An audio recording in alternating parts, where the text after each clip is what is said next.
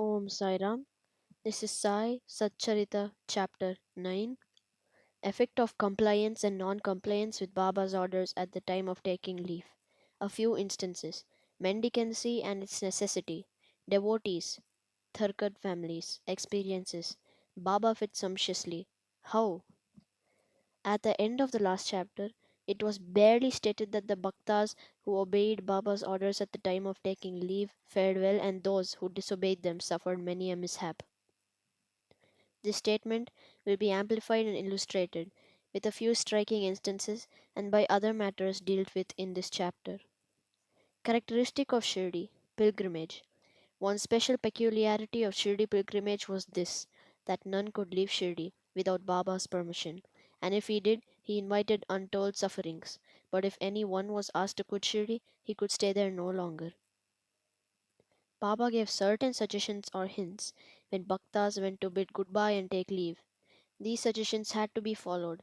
If they were not followed or were departed from, accidents were sure to befall them who acted contrary to Baba's directions. We give below a few instances. Tatya Kote Patil. Tatya Kote was once going in a tanga to Kopargaon Bazaar.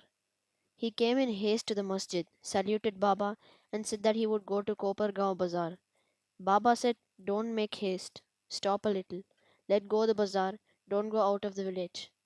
On seeing his anxiety to go, Baba asked him to take Shama, Madhavrao Deshpande, at least with him.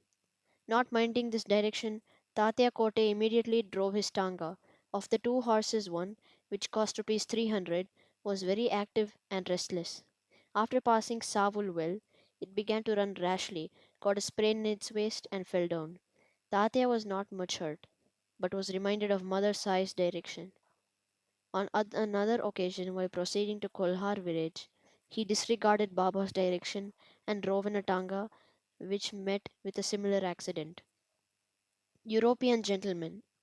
One European gentleman of Bombay once came to Shirdi with an introductory note from Nana Sahib Chandorkar and with some object in view. He was comfortably accommodated in a tent. He wanted to kneel before Baba and kiss his hand. Therefore, he tried thrice to step into the masjid, but Baba prevented him from doing so. He was asked to sit in the open courtyard below and take Baba's darshan from there.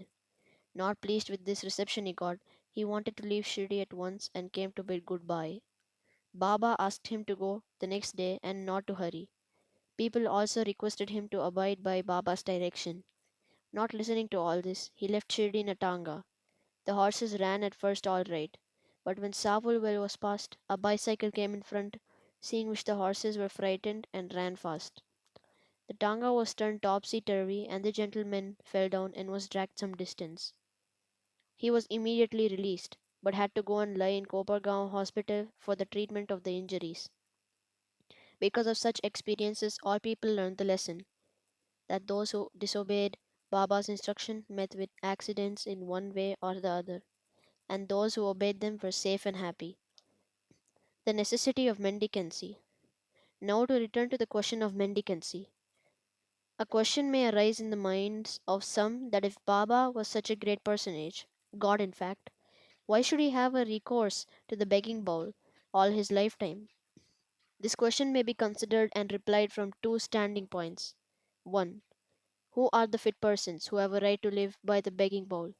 Our Shastras say that those persons who get rid of or become free from the three main desires: 1. For progeny, 2. For wealth, 3. For fame, accept sannyas, are the fit persons to live by begging alms. They cannot make cooking arrangements and dine at home. The duty of feeding them rests on the shoulders of householders. Sai Baba was neither a householder nor vanaprastha. He was a celibate sannyasi, that is, sannyasi from boyhood. His firm conviction was that the universe was his home. He was the Lord Vasudeva, the supporter of the universe and the imperishable Brahman. So he had the full right to have recourse to the begging bowl. 2. Now, from the standpoint of 1. Panchasun, 5 sins and their atonement, we all know that in order to prepare foodstuffs and meals, the householders have to go through 5 actions or processes. 1. Kandani pounding, Peshani grinding, Udakumbi, washing pots, Marjani, sweeping and cleaning, Chuli, lighting hearths. These processes involve destruction of a lot of small insects and creatures, and thus the householders incur a lot of sin.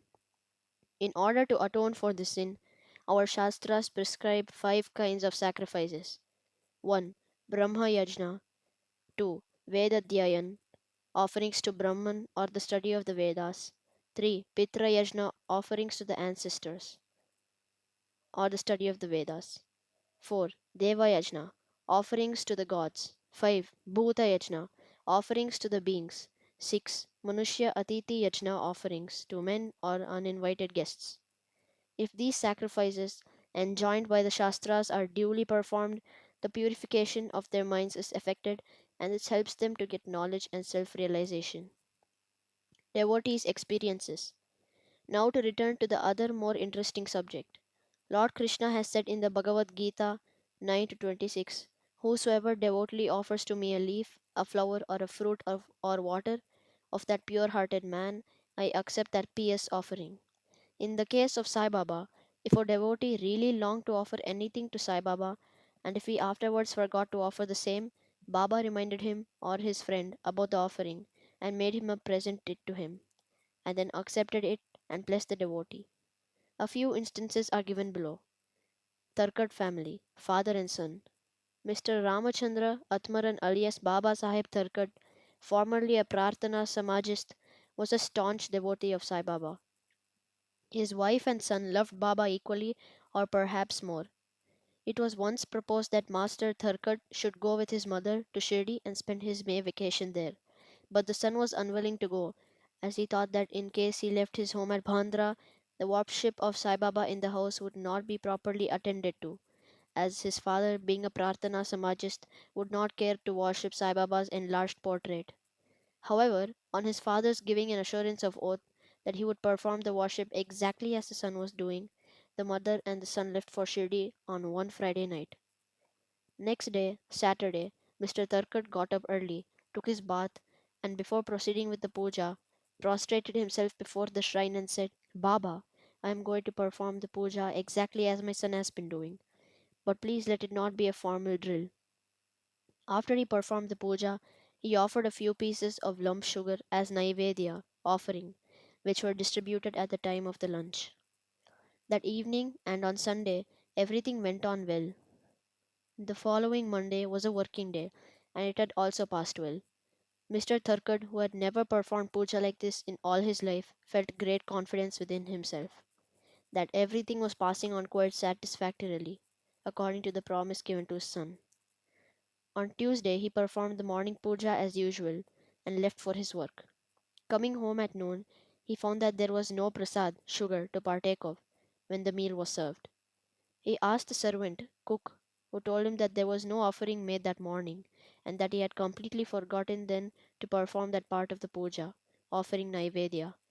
After hearing that, he left his seat and prostrated himself before the shrine, expressed his regret, at the same time chiding Baba for the want of guidance in making the whole affair a matter of mere drill.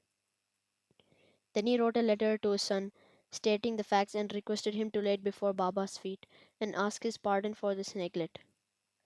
This happened in Bandra at Tuesday noon. At about the same time, when the noon aarti was just about to commence in Shirdi, Baba said to Miss Tarkad, Mother, I have been to your house in Bandra with a view to having something to eat. I found the door locked. I somehow got an entrance inside and found to my regret that Bao, Mr. Thurkad, had left nothing for me to eat, so I have returned from there without eating anything. The lady could not understand anything, but the son, who was close by, understood that there was something wrong with the puja in Bandra, and he therefore requested Baba to permit him to go home. Baba refused the permission, but allowed him to perform puja there. Then the son wrote a letter to his father, stating all that took place at Shirdi and implored his father not to neglect the puja at home. Both these letters crossed each other and were delivered to the respective parties the next day. Is this not astonishing? Miss Turkut. Let us now take up the case of Miss Turkut herself. She offered three things. 1. Barit, roasted brinjal egg, plant mixed curds and spices. 2. Kacharia, circular pieces of brinjal fried in ghee. 3. Peda, sweet meal ball. Let us see how Baba accepted them. Once Mr. Raghuvir Bhaskar Purandare of Bhandara, a great devotee of Baba, started for Shirdi with his family. Miss Tarkad went to Miss Purandare and gave her two brinjals and requested her to prepare barit of one bringal and kacharia of the other, when she went to Shirdi and serve Baba with them.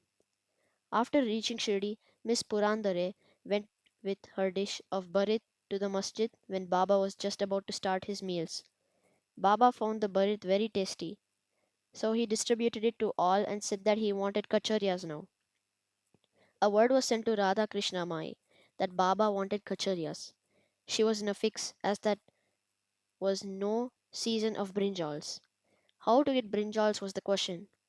When an inquiry was made as to who brought the barit, it was found that Miss Purandare was also interested in the duty of serving kacharias.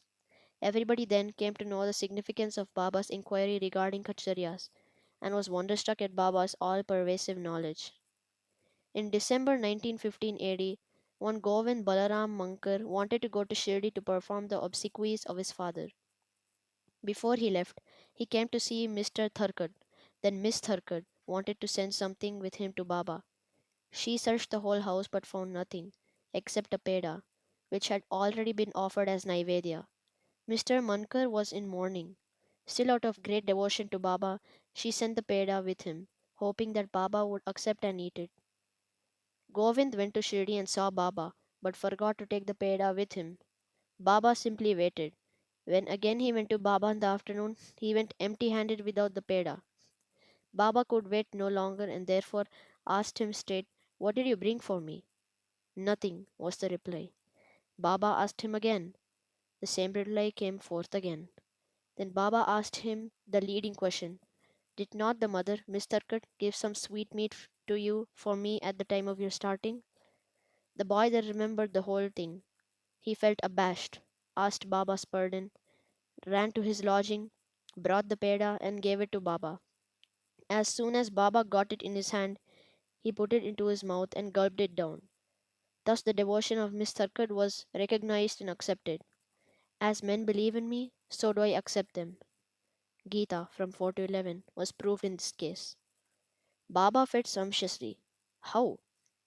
Once Miss Tharkad was staying in a certain house in Shirdi. At noon, meals were ready and dishes were being served, when a hungry dog turned up and there and began to cry. Miss Tharkad got up at once and threw a piece of bread, which the dog gulped with great relish. In the afternoon, when she went to the masjid and sat at some distance, Sai Baba said to her, "Mother, you have fed me sumptuously up to my throat. My afflicted pranas, life forces, have been satisfied. Always act like this, and this will stand you in good stead. Sitting in this masjid, I shall never, never speak untruth. Take pity on me like this. First give bread to the hungry, and then eat yourself." Note this well. She could not at first understand the meaning of what Baba said. So she replied, "Baba, could I feed you? I am myself dependent on others and take my food from them on payment." Then Baba replied, "Eating that lovely bread, I am heartily contented and I am still belching. The dog which you saw before meals and to which you gave the piece of bread is one with me. So also other creatures, cats, pigs, flies, cows, etc., are one with me. I am roaming in their forms.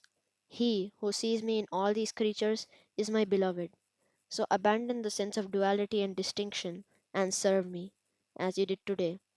Drinking these nectar like words, she was moved. Her eyes were filled with tears. Her throat was choked, and her joy knew no bounds. Moral: See God in all beings is the moral of this chapter. The Upanishads, the Gita, and the Bhagavad all exhort us to perceive God or divinity in all the creatures. By the instance given at the end of this chapter, and others too numerous to mention, Sai Baba has practically demonstrated to us how to put the Upanishadic teachings into practice.